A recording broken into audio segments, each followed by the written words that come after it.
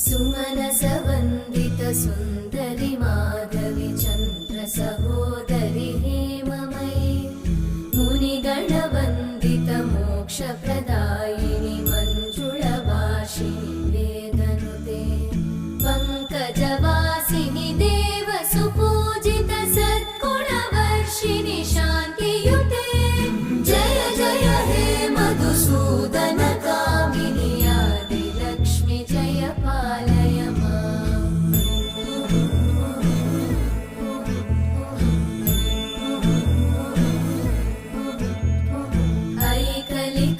ऐकलिकल्मषनाशिनि कामिनि वैदिकरूपिणि वेदमये क्षीरसमुद्र